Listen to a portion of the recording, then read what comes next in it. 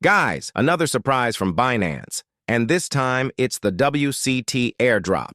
If you're a regular on Launchpool, you know we never miss free crypto, and today's your chance to grab WalletConnect Token WCT for free. I opened my Binance app this morning and boom! There it was, WCT Airdrop is now live on Launchpool. This is your chance to farm WCT tokens for free just by holding or staking BNB, FDUSD, or USDC. How to participate? First, if you don't have a Binance account, create a Binance account. Once done, open your Binance app and search Launchpool in the search bar. Tap on the Launchpool option and you'll see WCT listed right there. Here's how to join. You'll see an option to lock more using either BNB, USDC, or FDUSD. Just select the asset you hold in your wallet, enter the amount, and hit confirm. That's it.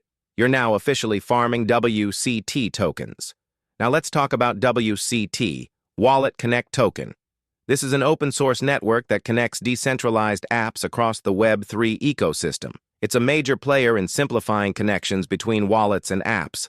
A real game changer for Web3.